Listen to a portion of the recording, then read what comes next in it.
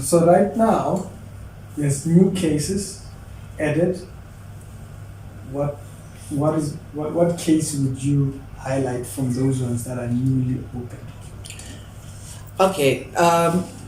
Initially, when he went to court, there were 10 charges against him, and then we've done with the niece's case, House Macy, and then the defeating the hands of justice, part of it, and then now there's 8 more to go, and I think the two new cases that have been opened are not going to form part of this group.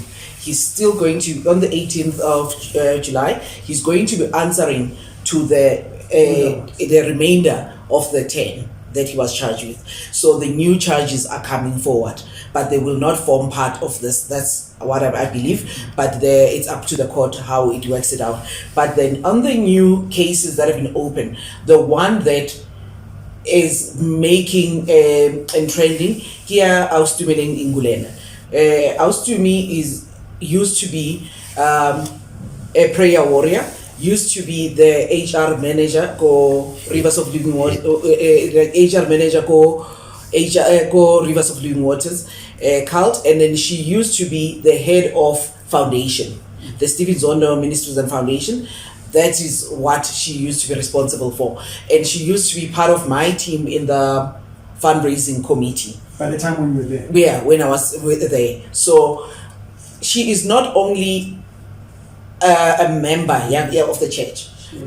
She was the key person in the church, running the ministry. I mean, running everything from HR, the personnel, and including the spiritual things. Most people would know her ka foundation and the prophecies, mostly the crusades. She would be part of the people where they will give out prophecies on what is happening and all that. So she was the light, as Ntate Poopedi has said. Zondo doesn't have a gift of seeing at all. So Tumi used to be one of the ladies who would give him prophecies.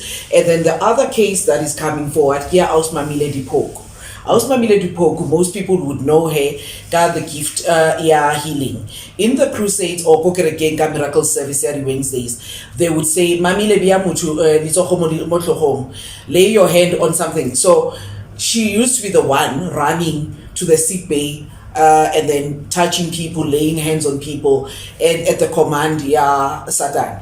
So Ausmamile is one of those ladies that is coming forward as well, and Ari Abuti case against Zondo himself. So these are people who were in the circle, the inner circle. So it's not people from outside G, and that is why I feel sorry for the people who are saying we are jealous, we are malicious with all these accusations. It's not accusation, it's people's lives we are talking about. It's people's families that we are talking about, wives and children that have been damaged by this experience. So to see us fighting, we want justice to be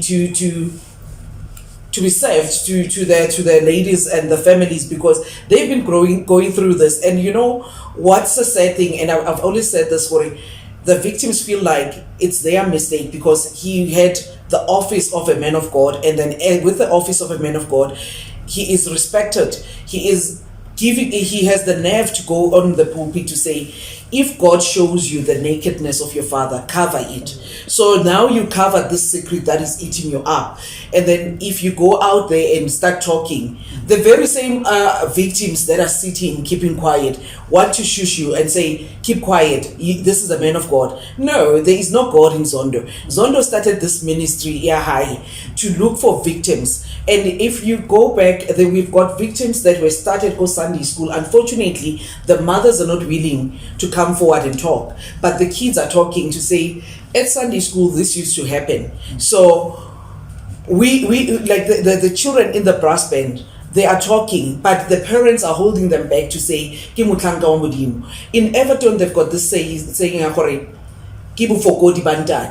we have to cover it. Now, the ones that are saying enough is enough, it's the ones that are like really now discovering, as women, we are protecting him, but now he's touching the youngsters. So that is why you see us in the forefront. For me, it's I understand that the damage it does to a woman. To a child is even worse, because the destruction that follows, you are never the same. You die the day it happens, and people don't understand. And then I understand those who do not want to talk about it, but let them not make others to keep quiet, because whether they've decided to make it part of their secret, it's okay.